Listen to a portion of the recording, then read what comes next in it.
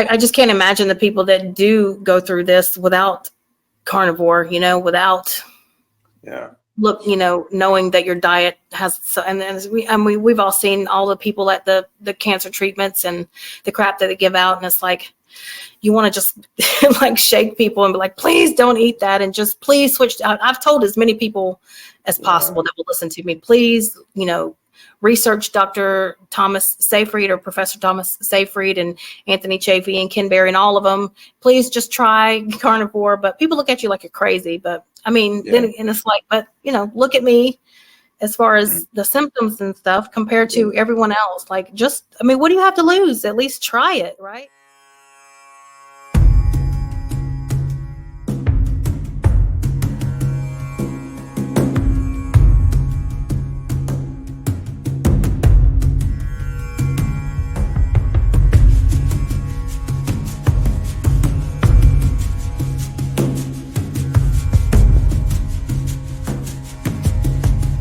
First off, tell me about your diagnosis. When were you diagnosed?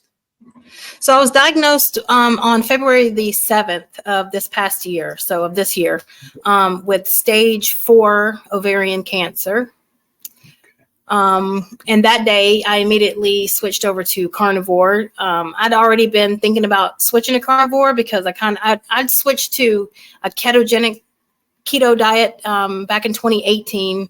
Lost about close to 80 pounds, got real fit. It led me to CrossFit at the age of like 42. I think I was 42 at the time.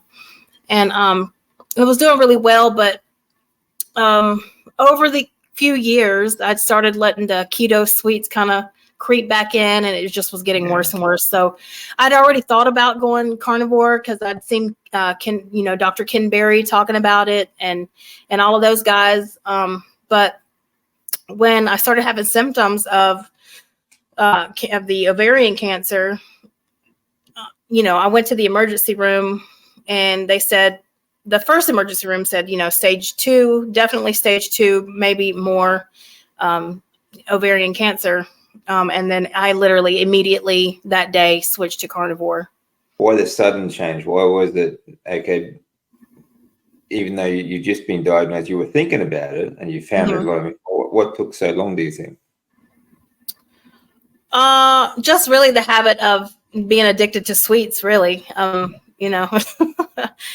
also I love vegetables. There's a lot of vegetables that I do like. And I have 2 teenagers. So, and which they're still, even if I'm being completely honest, they're still not even switched over to a proper human diet, what we call it, Ken Berry and everyone calls it.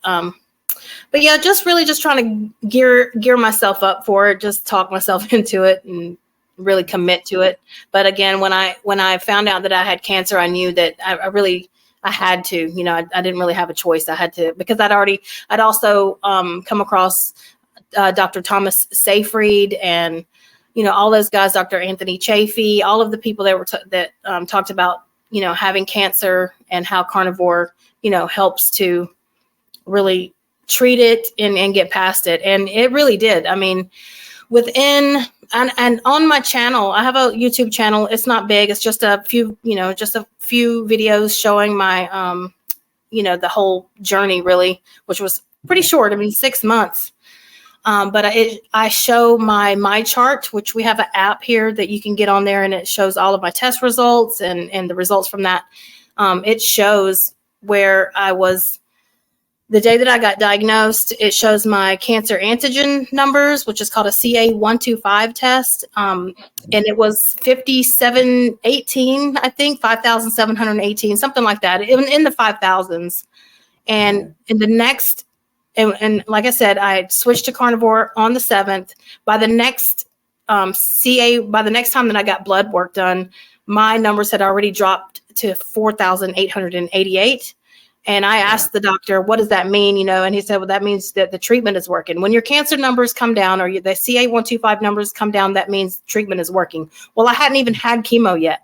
So the treatment was carnivore. That's proof. And I can show that I do show that on my CA125. I put screenshots up on a couple of those videos walking through that. But so yeah, drastically reduced and it drastically reduced the side effects from all the chemo. So I did decide to go ahead and go through with having chemo just because it was stage 4 and I was scared. And but even the side effects from that were like minimal. I never threw up one time. Most people are always, throwing up and just horrible. I mean, I was tired. I did have symptoms, but it was nowhere near what I think it could have been without the carnivore.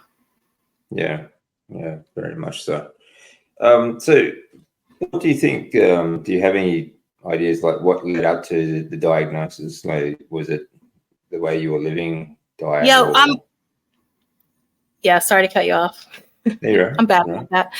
Yeah, most definitely. It's a combination. I do have the BRCA1 gene. My mother has it. I had an older sister that passed away. She had it, but she passed away at the age of 45, which is the age I was when I was diagnosed. I mean, that's how I was 45. I just turned 46 in September, but she had it. My younger sister has the gene. But also I believe that leading my whole life, I drank, I smoked, I can give you all the reasons why. I grew up with my father. He was my best friend. He wasn't really a parent. He got me smoking and drinking from the time I was 13 years old. So it was just normal for me to live that kind of a lifestyle up until I switched to keto, really. And even then, it took me a long time to really quit drinking. So I've been sober almost 4 years now, but lifestyle, binge eating, that was my comfort food, or comfort really, or my company, I guess I could say, as my dad would leave to go to work, and he worked overnight at nightclubs and I would be there by myself. So, it was like I'd get a bunch of junk food, or if it was the weekend, he would leave me alcohol and weed. Like, unfortunately, that's just the way my life was as a child growing up. So it was a bad lifestyle habits, I believe, along with the gene.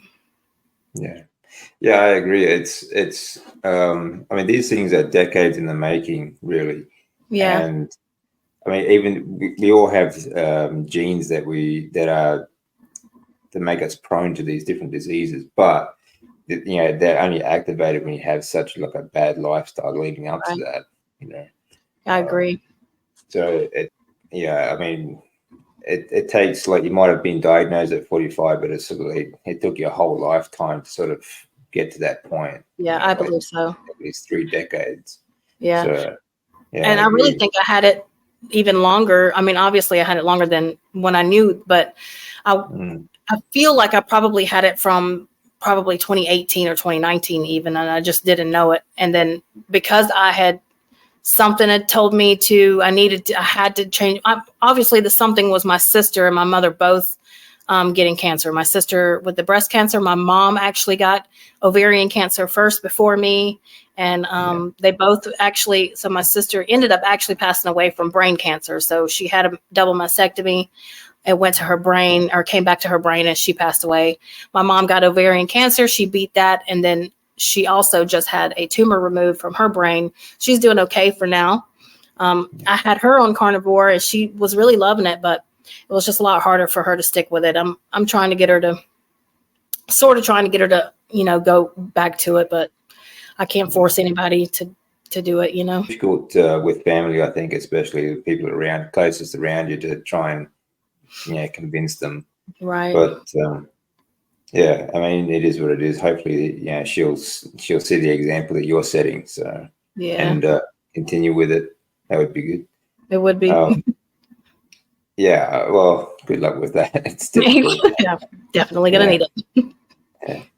So you were saying, like, you had it longer. Obviously, you were diagnosed at stage 4, so obviously it's been there for a while. Yeah. Did you, looking back, what were some of the symptoms, do you think? That's the thing, is I didn't recognize any symptoms other than the last symptom that it was when my abdomen bloated up. Like, I looked like I was 6 months pregnant. And I knew it was off because I work out every single day. And I had, not to be like, oh, I had abs, but I did. I had abs. So, definable, not huge ones, but enough to know that my stomach blowing up to looking 6 months pregnant within a week was not normal. And then plus with the history with my mom having ovarian cancer and knowing that that's one of the symptoms, I said, maybe I should just at least go to the emergency room to see why my stomach blew up like this. The only other symptoms I could think would be that I was tired, but I mean, I was always tired anyway. So I didn't think anything of it. And, pelvic pain, I didn't think of it because I've always had, really rough periods every month anyways, and TMI for a lot of people. But I mean, that's just one of the symptoms is a lot of pelvic pain and every month and very heavy periods. But again, it was just normal for me. So I didn't think of anything of it. Yeah, I get that. Actually, my mother herself, she's just gone through ovarian cancer as well. Oh, wow. So I've been keeping her on a carnivore as well. Good. I can understand like a lot of the symptoms you sort of put off as well. And you're feeling tired and you just think, well, that's just normal. It's just normal life. Yeah, especially a lot of people. Yeah, I think a lot of people do that. A lot of it, especially if you're not eating right, you're going to feel tired anyway because, all the sugar and carbs just drain you. But then I also worked out, even though I was ketogenic, I kept putting it, well, I'm having too many sweets. It's making me sleepy, making me tired or whatever. I'm working out too hard because, like I said, I worked out every day. So I just... Yeah, you wouldn't know it unless and like that last symptom, unfortunately, is the one most women recognize and say, oh, something's not right, is when your stomach starts to extend like that. It was the same for my mom. So, I was, I was the same way. Like, I've been stage 4 twice. And when I was first diagnosed, like looking back, I'd had it for some time. Yeah.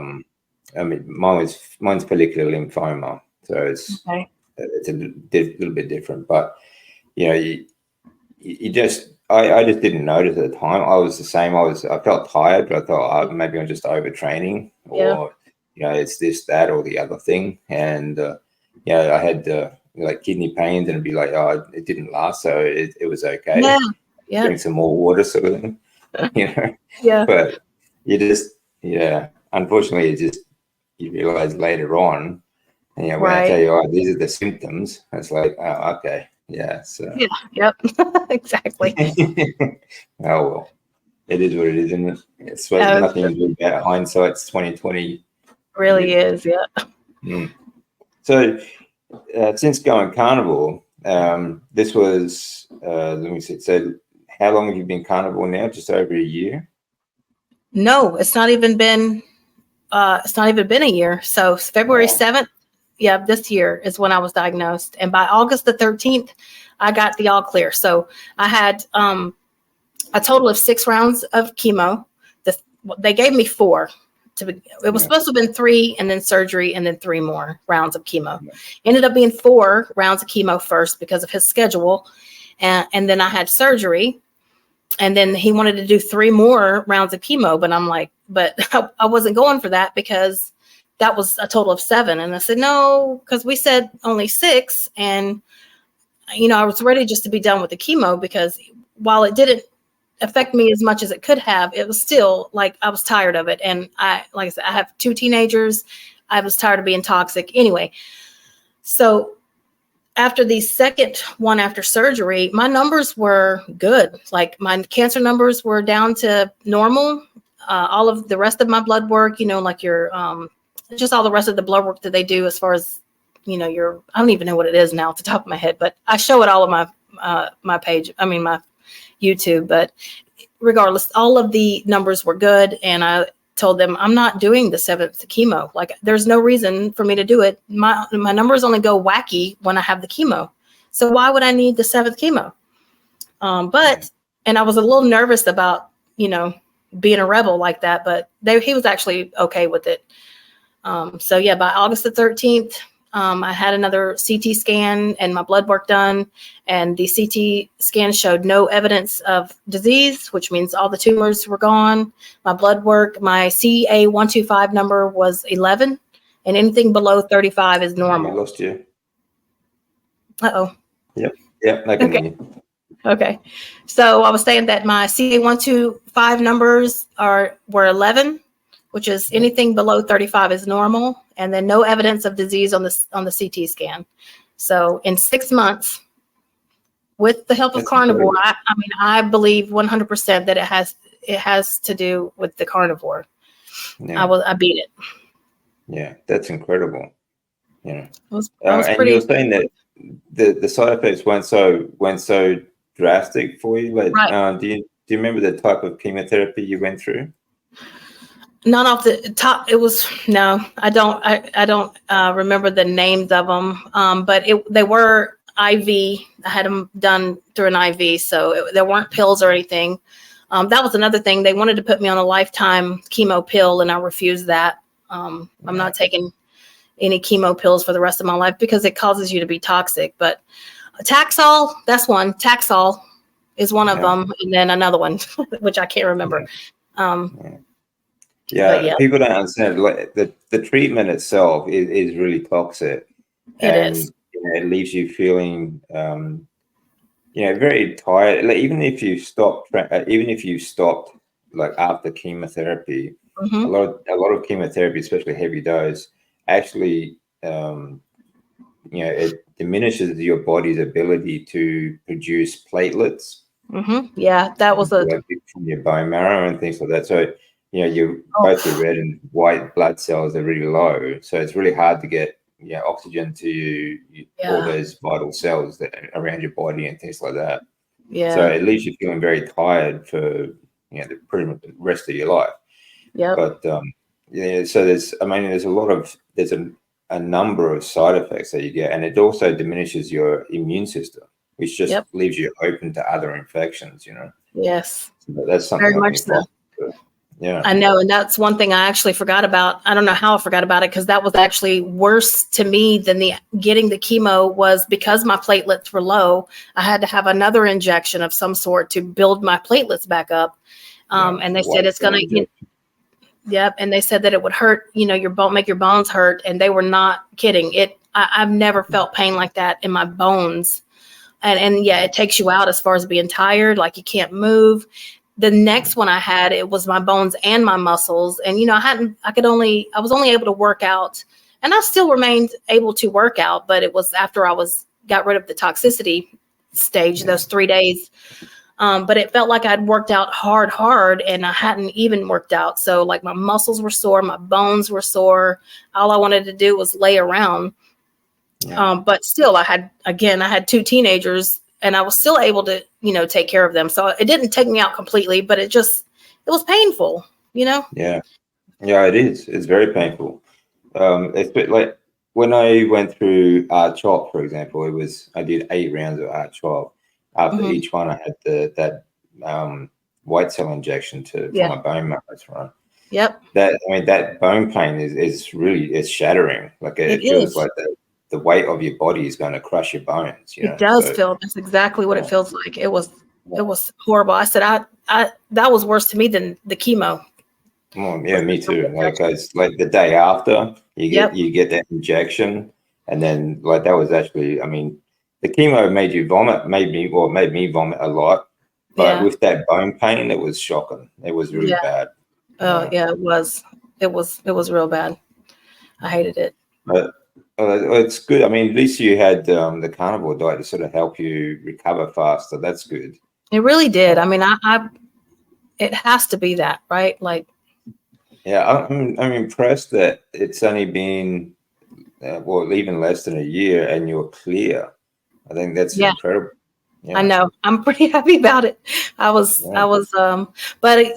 of those things. I don't know. I know everyone is different as far as chemo. As far as carnivore and whatever diet, people are using, but it's also a lot of your mental state. You can't, it's like I couldn't let any I couldn't even entertain the thought of dying. Like, it just never entered my mind. Not that it didn't enter my mind. That's the wrong thing to say, but I couldn't let that fear and that feeling take over, because it's like, I know I keep saying it, but I have to be here for my kids. It's just me and my kids. I'm the only one raising them. So like, I don't have time to die, kind of a thing. You know what I mean? I couldn't let that in. I think your mental state. I agree. I think it's really important to have that something that you still want to do. Right. You know, that's the way. Like, it's been exactly the same for myself. There's still things that I want to do, and I think that is really. I think that's what really makes a big difference in your mindset when you're going through treatments. Is that there are still things that, like, for me, it was like I had a long list of things to do, and I had to get these things done. I didn't have a choice. I had to get up. I had to get these things done. Exactly. So, and I kept planning. Like, I mean, like you said, like, it's not that dying never enters your mind. Sure, you're going to think about it sometimes, but then in the next moment, you'll think, well, I still have to do this first. Right. Exactly. It's like, I mean, really, it literally is. It's like, no, I can't die. Like, I cannot die. Like, I can't. Yeah, I just don't have time for it right now. I don't have time. Like, I have, like, and I would say, like, I'm not a religious person, but it was like, just let me at least make it until my kids are grown and I've got them settled. Like, I know that I have prepared them to be able to take care of themselves. And now they're not ready yet. And there's no way that I can leave them right now. Kind of that is what kept me going. And I'm gonna die right now, but I think it's just something that helps. Yeah. It really does help to have something that you still want to do things. Right. And I think how much how much you struggle to do that does make a big difference, I think. I mean, it's not like that. And everyone else that passed away, it doesn't mean that they had nothing to live for. It's just that exactly that was just something that helps keep you going. Yeah, definitely. That's right, and that's what I mean. So I didn't want it to sound like. That's what I meant. No, I get it totally. Yeah. So, I mean, for you. Now that you're on the carnivore diet, is this something like a tool that you use now just to get healthy, or is this going to be the way you live for the rest of your life? Or I do, yes, it will be. So I'm struggling right now, to be honest with you, with staying completely carnivore, and I don't want to make excuses, but it really has been since the chemo, because I didn't think about the fact that they also give steroids with the chemo. So during that 6 months, I was carnivore, strict carnivore. But then for like 2 months, so really only 4 months, but for 2 months, I was making all sorts of bad decisions. And I couldn't figure out why I was having so much craving. There's so many cravings for all the junk again and making so many bad decisions. Well, I was like, oh, they're giving me steroids. And so I just went a little nuts. But I dialed it back in, but now I still, every once in a while, I'm still making bad choices when it comes to like sweets. My biggest problem is really, I have a sweet tooth. And so in my mind, because it's ketogenic, then it's okay. But really it inflames the crap out of me. Like, I'm having trouble right now with my knee. I had surgery in May of 2023. And now it's like, I just cannot get it to heal. And it's always inflamed, and it's always all of my joints. And so I'm trying to really get like the Petersons and like lying nothing but just meat, to see. But I'll go for a good two weeks, and that those cravings kick in because my body is like, what are you doing? And I just haven't been mentally strong enough. Really, is all it is. I just am making all the excuses of why I keep saying, no, I'm just going to eat this little bit of Rebel ice cream. That's my biggest thing, is that damn Rebel ice cream. I'm about 90 on a good week. It's like 95% carnivore, meat, eggs. I'll have coffee still with heavy whipping cream. When I'm really, really wanting to snack, I'll have a pickle with cheese. So obviously a pickle's not carnivore. And then again, then I go nuts with the damn Rebel ice cream, but I feel good still and healthy, and I'm getting my strength back. But like I said, I got to do something about all the inflammation in the joints. Yeah. But it's lifelong for me. I'm not ever going back to the SAD, the standard American diet for sure. Never. Yeah. No, and the part of the treatment, when you're going through treatments, they do put you on a lot of other medications, and a lot of it is steroids. Yeah. So it's very difficult to sort of navigate your diet when you're on steroids. Yes. I think It is. you get a lot of cravings. You get you put on a lot of weight too. You just get I put on a lot of fat. Yeah. So it's very difficult.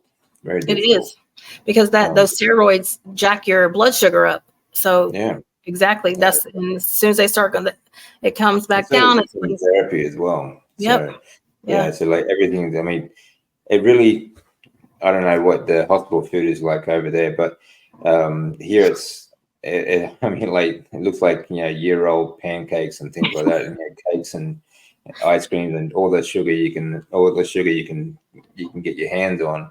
Yes. But then they've got the chemotherapy jacking your blood sugar up, the steroids, and so you just your blood glucose is chronically elevated while you're supposed to be killing the cancer. All you're doing is feeding it and destroying your immune system. So it's completely opposite of what it should be doing. Yes. So I mean, it's little wonder most people don't survive the treatment. Exactly. Yeah, like keto sweets is another thing.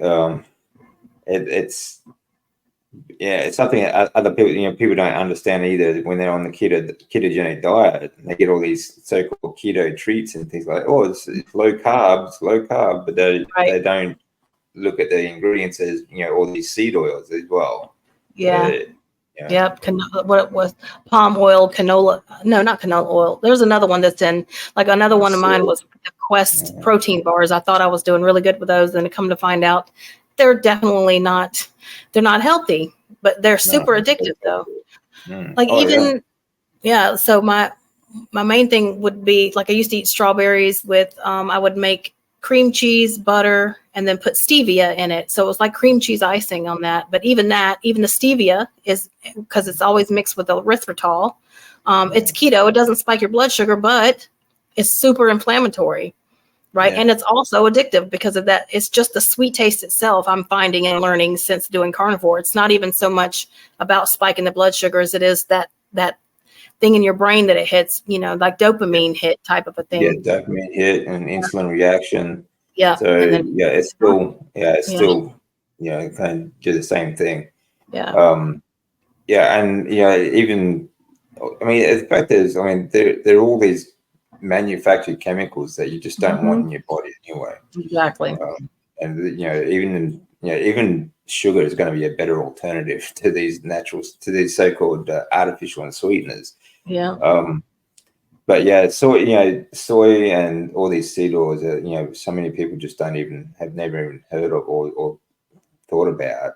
I know. So I see it all the time. It's like, I was on the ketogenic diet, but I was getting fat. Well, because they're still taking in all these seed oils. Yeah. It's crazy.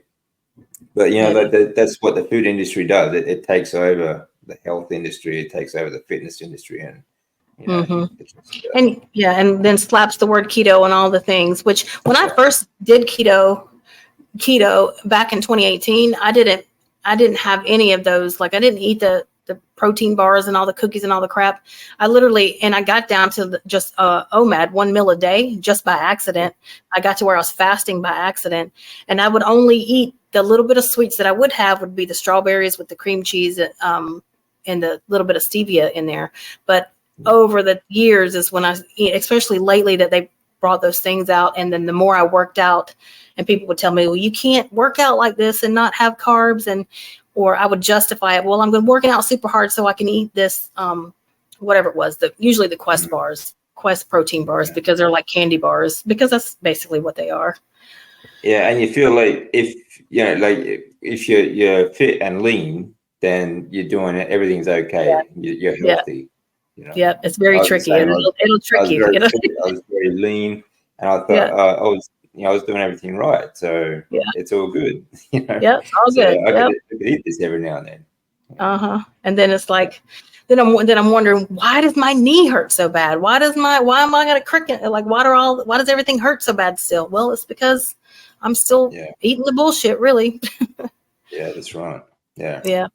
You get that. Anyway. So what is now, even though you're not 100% carnivore, what does your diet look like now compared to back then? Back then, now I wake up every morning and have eggs and either bacon or eggs and leftover steak. Steak's getting super expensive, so I usually get the cheapest that we have here, which is just a chuck steak. Yeah. And then cut that up and sear it in butter. Yeah, and then in the evenings it's either ground beef with eggs or more steak, like I said, the chuck steak. I do still eat like deli meat sometimes with cheese as a snack, but mostly that's about all I eat. Hamburger meat. I do. That's not true. I eat chicken because I make like the carnivore chicken nuggets with the pork panko, so the pork skins crusted. Okay. Yeah. I'll make, what is it? Homemade Alfredo sauce. So that's a lot of cheese and heavy whipping cream still. So I kind of have a problem with that too, but it's not all the time. So it's mostly just beef. I'll have ribs every once in a while, but mostly I try to stick with the beef in the evenings, and then I'll have eggs and bacon in the morning and lots of butter. I'm always using butter, or I save my bacon grease and use that to cook everything in. Yeah. So just two mad, like 2 meals a day? Oh, yeah. Well, with 2 main meals, and I do snack. Like I try to have a little something before I go work out. I don't know why. I don't think I probably don't need it, but in my head, I'm like, I don't want to pass out while I'm working out. Yeah. And then plus I get bored really easy. That's a lot. I mean, I'll admit it that I eat a lot out of boredom. Yeah. So well, I probably I think a lot of people do. Yeah. But at least now I'm eating, like if I get bored, I'll eat bacon instead of eating junk or just bacon and some cheese or something. That's good. Yeah. Yeah. Yeah. Fasting. Do you do any fasting? I haven't lately, and I should. I literally just thought about that yesterday because I'm like, well, I'm going to have to do something to, because I feel like I am getting a little fluffy again, and I think I'm eating probably too much cheese and fat that way. So I said, well, I could do another fast, but I fasted when I first started doing chemo. Actually, my longest was about 48 hours. It was a 48-hour fast, and that was the longest that I've ever gone. But I'm getting to where I'm doing at least 16 hours. I'm trying to get to where I'm fasting overnight and waiting to eat until I'm about at 16 hours and then have breakfast and all of that. But yeah, fasting is really, I feel the best when I'm fasting. Yeah. I feel pretty good on fasting. When you were going through treatments, did you fast before treatment or afterwards? I would do it like talk about doing it before chemo, during, and then right afterwards. So I spaced it out to where it was a half a day or maybe the whole day before, the day of, and then a few hours after, or like half a day after is the way I did it. The second or the third chemo treatments that I did, I fasted, but I was so hungry when I got home, I immediately ate, and then that ended up making me real sick. And actually, so because I ate too soon. Eating afterwards is horrible. Yeah, it was not a good. It wasn't smart, but because of the steroids, I guess. Plus, I was fasting. It just, I don't know. I was just like, I gotta have food, you do feel hungry. It just makes you sick afterwards. That's all. Yeah, it did. Yeah, it was horrible. Like we say, that the steroids will make you hungry. So I eventually just stopped taking them myself, about halfway through my treatments, because I couldn't stomach them anyway. So I ended up fasting for about a week after each one. Wow. That's a long time. It's a long time, but people do it. And I know it's really super beneficial as far as like the autophagy aspect of it and all of that. Well, it just made it easier. I mean, you get to a point where you can't keep anything down anyway. So it was, although it does make it more painful when you do vomit, because you've got nothing in your stomach. So you have to be sort of, try and put something in and then sort of just bring it back up, sort of thing. But I know. I'm sorry. No. Well, that's just the way it is. It's the way treatment goes at the moment, and unfortunately, you just don't have really much of a choice. I like that. Like I've spoken to Professor Seafood before, and many others too. I should be talking to Dr. Chafee again next week. In fact, awesome. But at the moment, just the way it is, like you can do all these side things on top, like to try and improve your treatments and to try and like you did, and to get through treatment as easy as possible. But at the end of the day, you still have to get chemotherapies. Yeah. And especially if you are at stage 4, I mean, it's already too late to just go, try and do everything by diet. Exactly. Yeah. So I felt too. it just when you're in an extreme situation, you have to do extreme treatments. Yeah, for sure. Unfortunately, it's just the way it is. Yeah, I'm so glad I never had to vomit. It's I have a phobia of vomiting anyway. I've had it my whole life, but so I never threw up, but it was the other way. And yeah, after a while, it just takes so much out of you, no pun intended, but it's like you just that alone just makes you so freaking tired, just having to go to the bathroom, or you can't leave the house because you have to be close to a bathroom at all times. Yeah, it was. Yeah, that's right. It was not fun. Yeah, well, I used to have to carry these vomit bags around everywhere. Yeah. And like you said, you can't leave. I mean, I couldn't move very much anyway, but you can't. I mean, your body gets so dried out too because you can't absorb anything. Right. So no fluids, no nutrients or anything like that. So that plays a big part in how bad you feel throughout your treatments. Yeah, for sure. So it's great to hear that while you were on carnivore diet going through treatment, you didn't have that problem. That's incredible. So it's something that like hopefully more people will take on board. Yeah, for sure.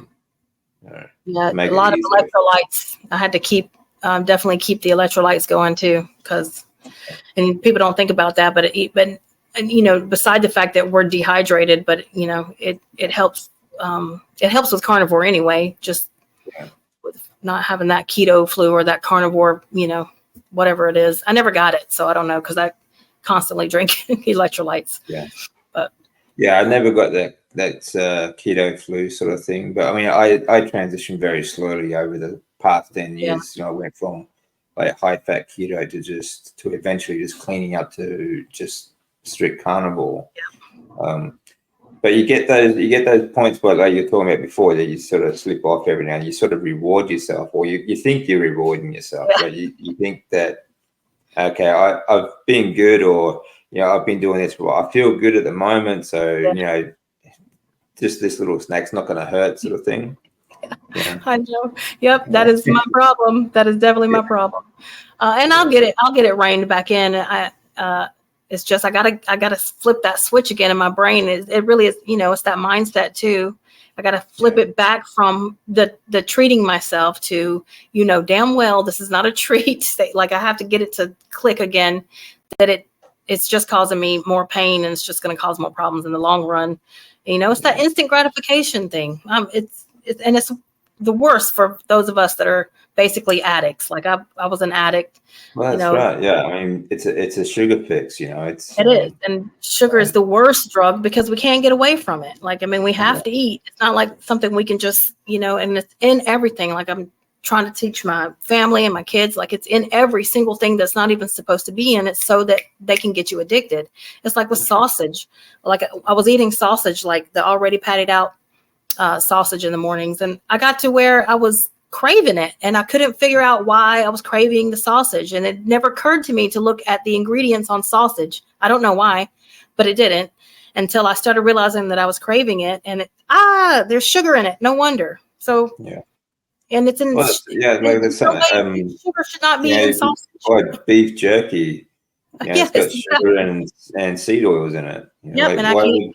Why would you need to add soybean protein to beef jerky, for example? Exactly. There's no reason.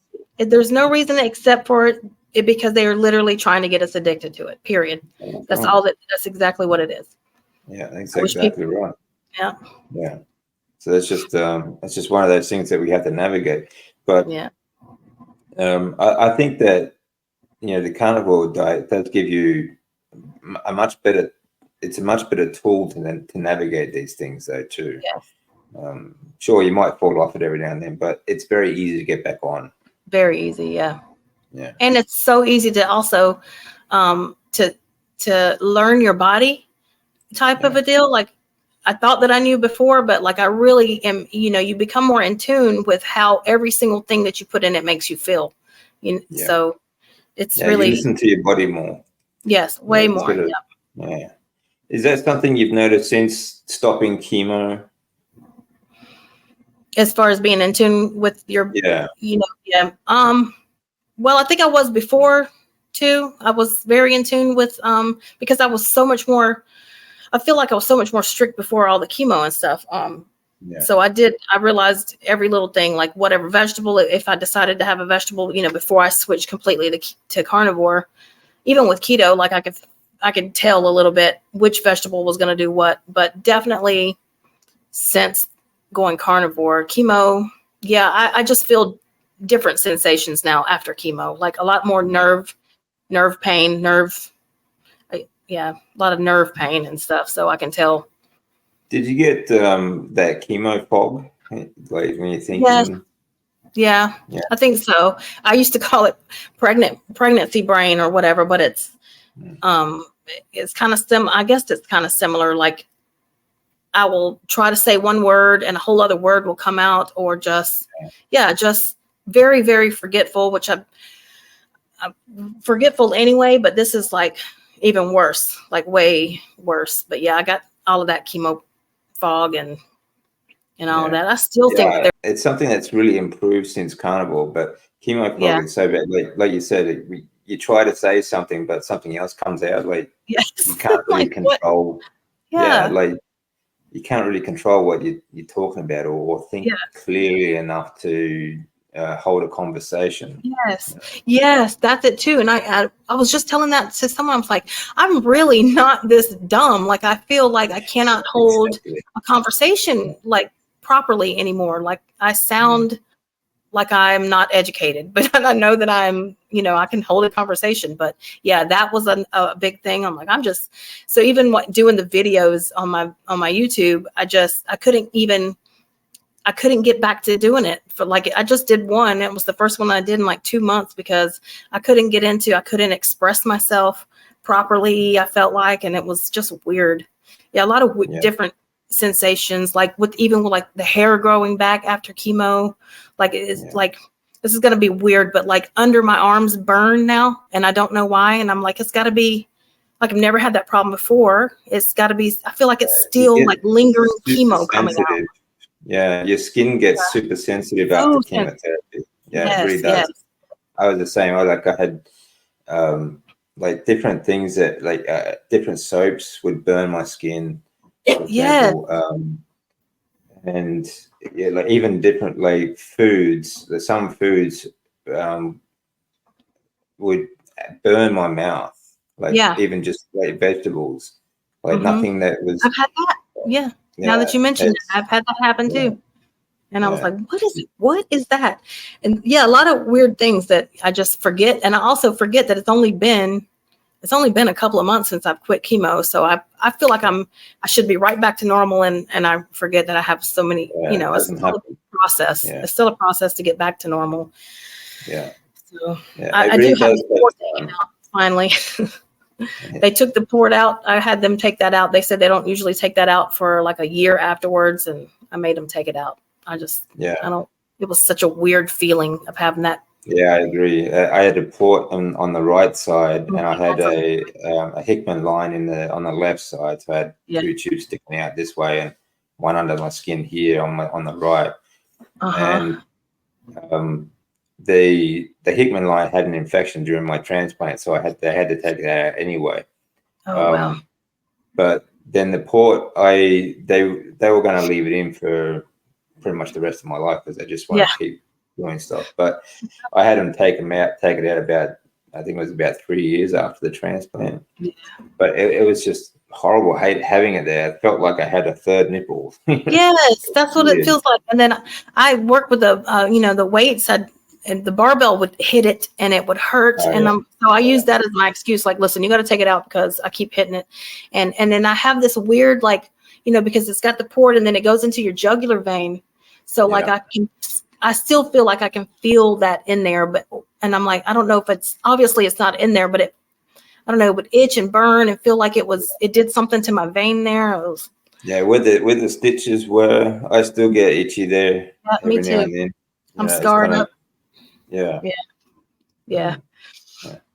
So it's just, I don't know, it just makes you feel so like your body is so sensitive after chemotherapy. You can feel everything around you, and you get that burning sensation. Like if you, especially if you start getting hot, you start sweating a bit, So, yeah, well, I definitely know what that is because obviously I had ovarian cancer, so I had an overnight, hysterectomy, full hysterectomy. Everything's gone. So I went a month later, I started having all the typical menopausal symptoms of hot flashes, and they are intense, super intense.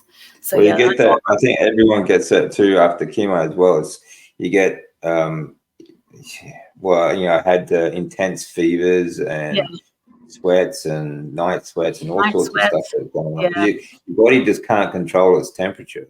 Yeah, that's exactly what it feels like. Yeah, it's not fun. Yeah, it's weird. I understand all of that. Yeah, it's a lot of side effects that you go through, and it takes a long time to sort of recover from, really. And I feel like I'm still recovering, like 10 years later. Yeah. So, oh man. Yeah. And you've 10 years. That's awesome. By the way, congratulations. Oh, thank you. Yeah. But it's a struggle, so it's something you need to keep on top of, for the rest of your life. Yeah. And it's also a struggle that like the people that don't know, like people think you're doing just fine, and they don't understand, especially like, a lot of these symptoms aren't really something that you can see. Other people can see that you're going through, right? So like, especially with my old job, it's like I felt guilty almost because I couldn't get back to work fast enough, or I couldn't get in there to work or whatever, because I am having these symptoms, but they all see me as, they don't see that I'm having, you know what I mean? Like they can't tell that I'm having the weird. Yeah, I think everything's fine now. You've been through treatment, everything's good. Right. Yeah. And so I was feeling exactly guilty as if I was faking it. And I'm like, why do I feel like I'm faking it when I'm not, it's because it's just weird. All of that it's all a big mind. You know what I'm saying? Yeah, it does. It plays with your mind because you question why can't I do this anymore? Why do I feel tired? Why can't I get this done? Why can't I focus on this? Yeah. So you're always questioning yourself, and everyone else. They think, well, you finished treatment, so you're fine now. What's wrong with you? Yeah. And then we play. I mean, I'm sure I play it off that I'm fine too, because I'm like, oh yeah, I'm good, I'm great. How are you doing? I'm feeling, because you get that too. How are you feeling? How are you feeling? And I'm like, I'm good. You just don't want to go through it over and over. I mean, you are feeling good compared to where you were. Yeah, right. I feel bulletproof compared to where I was. Exactly. But you still have that. You're still not going to be 100%. Right. But you still have to. It changes you. It changes it does. completely. It really does. It really does. Yep. And I mean, like I said, you can talk about your platelets are low, your immune system is low, everything. It's all plays an effect. It also makes you prone to things like depression because you can't get enough oxygen to the brain, that sort of thing. Yep. It also makes you very prone to colds and flus and things like that because your immune system is so low.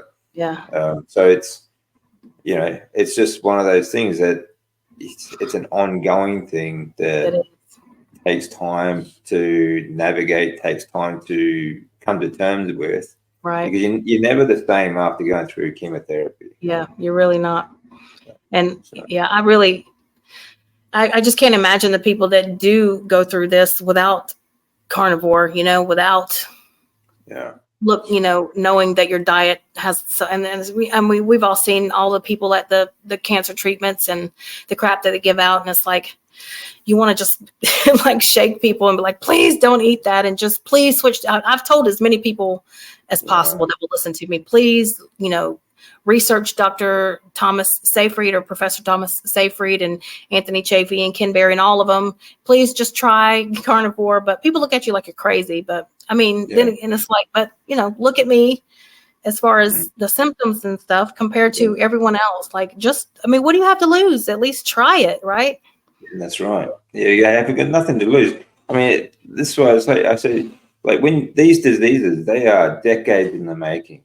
So like when I was in my 20s, like even now, I still can't believe the things that I used to do. Like if I even tried to do that, I just no way I could do that anymore. Even on the junk food that I was eating at the time. But I felt like I was bulletproof. I used to do all these different sports and all these different things, and I still had a full-time job and everything was good. And but I was lean, I was fit. So I thought I was healthy, but it was through that period that my disease was developing. Because you just don't think. And if I think that even if I was, like, if I could talk to myself back then, like my younger self, I probably wouldn't have listened to me anyway. I know, right? Yeah. Same. I know what I'm doing. I'm lean, I'm fit. That's never gonna affect me. Yep. But I was what they call skinny fat, and the same thing. I wouldn't have listened either. And it's funny now that I'm older and I see all the young, especially because I do CrossFit, and I see they are so young and fit and healthy, but they're still eating crap. And I'm just like, I work out enough, and but you don't know what your organs and your inside is like. That stuff's building up, and it's gonna. They don't realize that food that they're eating, like, it's supposed to be health food that the fitness industry promotes, is toxic. They think it's healthy because it's low carb, or because it's low fat. Somebody said something that it made a lot of sense, and it's like, if you think about it, and like, we always think, well, food is fuel, but your food is literally building your cells and building your muscles. So which one would you want to build with? Like, which quality building supplies would you use to build your body? You got to think about it like that, not the poison. You would want to you build a house on building blocks, on crap, it's going to be a crap house. Exactly. Regardless of whether the outside looks pretty, you gotta build the inside right, sturdy and healthy. But it's hard to get people to understand that. But it is. It really is. So, is there anything that you would do differently throughout the treatment or leading up to your diagnosis? Do you think? Well, leading up to the diagnosis, I mean, I can't say, because you don't know what you don't know, right? That's right.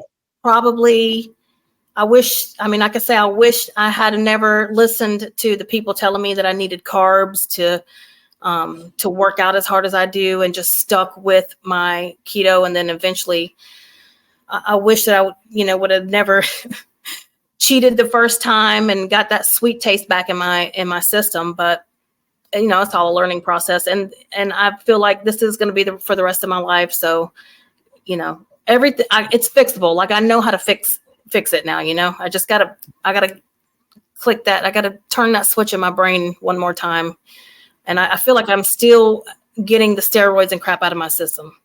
So I'll get there. That takes some time. That takes a long time. Yeah, and I think that's what affecting my choices. But then again, those are all excuses too, and I just got to make the decision to stick 100% carnivore without and I feel like I need to cut down on the cheeses and stuff too. But no, to answer the question is, I can't say that I would do anything different, because I don't know.